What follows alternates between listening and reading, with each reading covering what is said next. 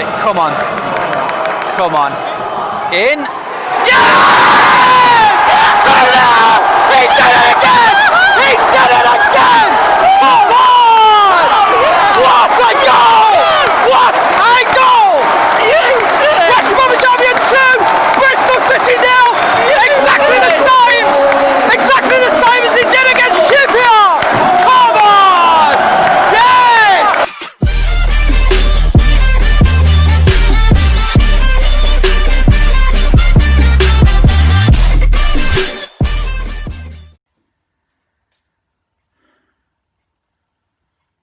What is happening, guys? Jonathan here, aka Crazy Shadow 303.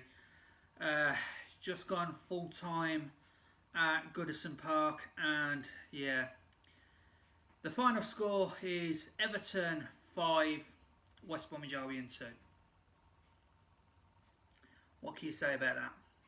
You know, 2 games, 2 losses, 8 goals conceded, only 2 scored in the Premier League so far, bottom of the table.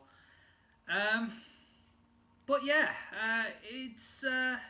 we started off okay, like we did against Leicester, and you know, Everton were piling bodies forward in like the first 10 minutes, and you know, it started off really well for us. Grady D and Garner, anyone who didn't you know, or who was confused as to why West Ham were kicking up such a fuss after he got sold to us will now know why West Ham were kicking up a fuss, because what a goal from the outside of the box with his left foot.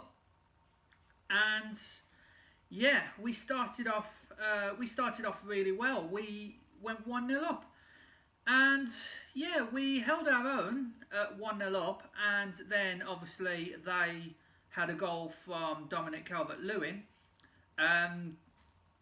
Now, this was helped by VAR, guys, and my personal opinion, it really should have been flagged for offside, because the linesman was absolutely correct. In my opinion, a lot of people ain't going to agree with that, but in my opinion, it was offside, because what you got to look at is Richarlison didn't make contact with the ball, granted. Calvert-Lewin was coming from an offside position, but Richarlison pushed Furlong, which caused the ball to hit Furlong, which then bounced kindly for Calvert-Lewin to backheel it into the goal. What VAR was saying that, you know, Furlong had passed it deliberate when he had his freaking back to the ball. How is that flipping deliberate? It was a push by Richarlison. It should have been either a foul on Furlong or offside for Calvert-Lewin. It should have been disallowed, my personal opinion. And yeah, again, VAR, you know, I don't think VAR got that right. Mike Dean should have gone over to the monitor. Like, to be honest, the refs have been asked, and we'll get to Mike Dean later, trust me, because I have got a lot to say about Mike Dean. But yeah, I don't think their first goal really should have stood, because, you know, it was off. You know, Calvert-Lewin was coming from an offside position. They say Furlong passed the ball to him deliberately, but it came off Furlong's back after he got pushed by Richarlison. So I don't know what VAR are talking about there. So yeah, so it's 1-1. Rodriguez, okay, I can't fault his goal, to be honest. It was really good build-up play by Everton, and our defence just capitulated. So yeah, they went 2-1 up, and that's when all the chaos started, wasn't it? Just before half-time, guys. Basically, you know, Rodriguez, I don't know why Gibbs did that. It was stupid of Kieran Gibbs to like hit him in the face.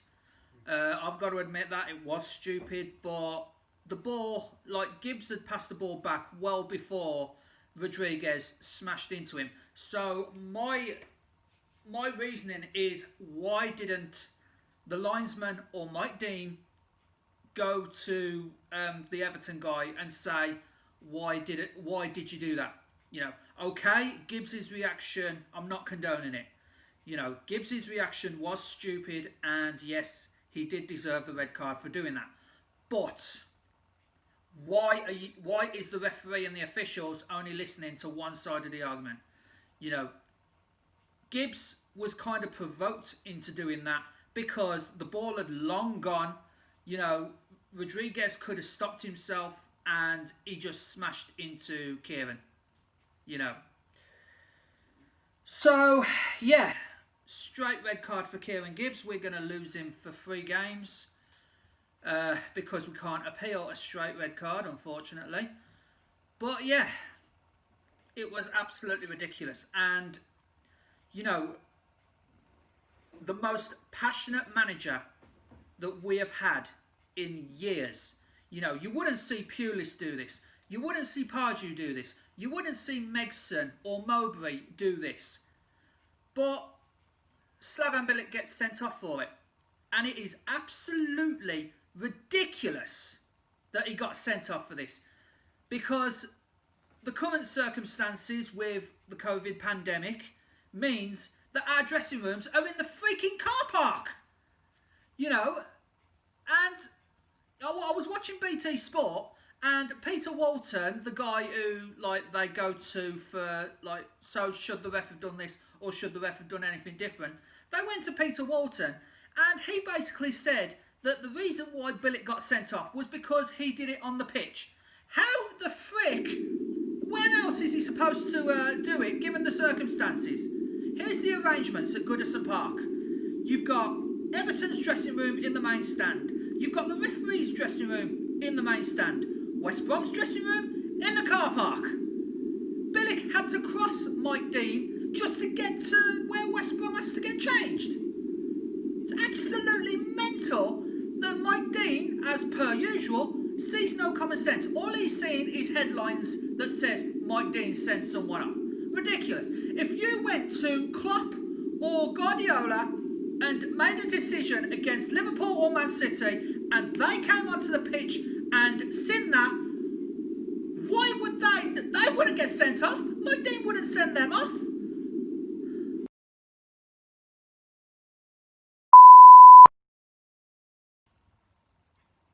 Sorry guys, bit of a rant there. But you can see the raw emotion that I'm sure every West Bromwich Albion fan, you know, is feeling right now, because that was a big game changer.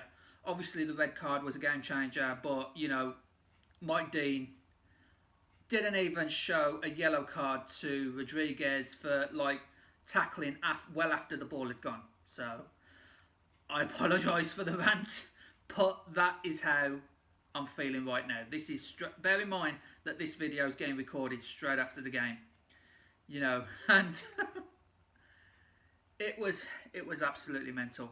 Sorry about that, guys, for that little rant there. But yeah, Mike Dean, every Albion fan is probably cursing Mike Dean's name right now, because second half, okay, 10 men, you know, in the second half, and no manager, and yeah, we stunned, just like the first goal, we stunned Everton with the second goal. Oh my days, Mateus Pereira, repeating my favourite moment of last season, as you saw in the intro, hashtag sexy free kick. You know, I'm probably going to trend that hashtag every time Pereira puts one of these in, because oh my days, what a goal to equalise to 2-2. But of course, you know, Calvert-Lewin, you know, and Everton at the moment, they do have a lot of quality in their squad. You know, I mean, last weekend they beat Tottenham. Now they've beat us because, yeah, Calvert-Lewin gets a hat-trick. Can't remember who scored their 5th goal. But yeah, it finished West Bromwich Albion 5, Everton 2. Calvert-Lewin's hat-trick was kind of lucky, in my opinion, because it was 2 close-range shots, one allowed by VAR when I think it shouldn't have.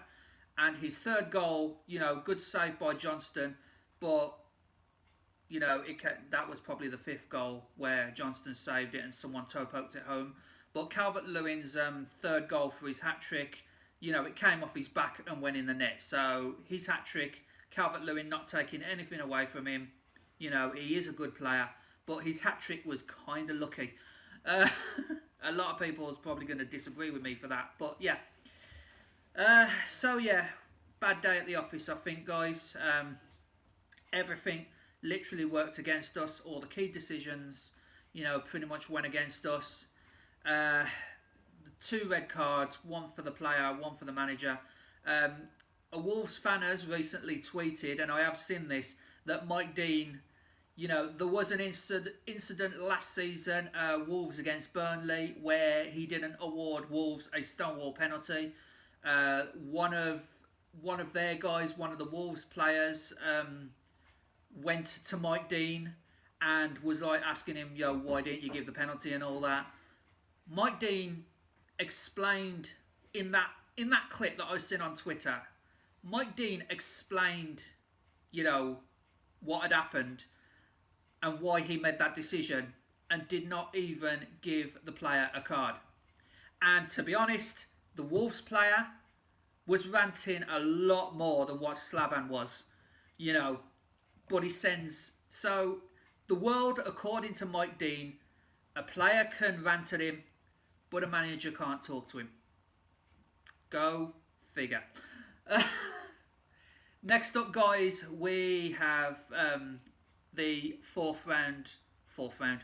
third round Carabao Cup match at home against our old friends from the Championship, Brentford. Hoping we can beat them and get into the 4th round, where we will face, I think, Sheffield Wednesday, or who was it? I can't remember who Sheffield Wednesday's against, but it's the winner of Sheffield Wednesday's 3rd round game will be facing the winner of West Brom Brentford. So look forward to that. I'm hoping, you know, it's going to be West Brom 2, Brentford 1. Fingers crossed.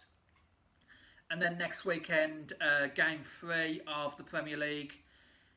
We're at home, but we're against Chelsea with all their attacking options. Timo Werner, you know, and Mason Mount and everyone like that. You know, and my Chelsea supporting sister is looking forward to that already. So, yeah. Going to be some tough times ahead, I know. October, we have got a few easier games, but this is the Premier League. No games are easy. So, yeah. Final score today, West Bromwich Albion 5. I wish it was West Bromwich Albion 5. Everton 5. West Bromwich Albion 2. And, yeah. 2 games, 0 points, bottom of the table. It's looking bleak for us baggies at the moment, but, you know, we kick on. We can take some positives from today, like we were a threat on the attack for most of the game. It was just key decisions went against us. And that's it, guys. If you like this video, please leave a like. Subscribe to Crazy Shadow 303 if you haven't already done so. And don't forget to hit that bell icon to join my Shadow Squad and get notified on all new content on the channel. Both Albion related and gaming and Formula 1 related as well. Thanks guys so much for watching. Hopefully we can get a result in midweek, and, you know, fingers crossed. I know I said this against Everton, but hopefully we get a point from Chelsea. And yeah, thanks so much for watching, guys. Bye for now.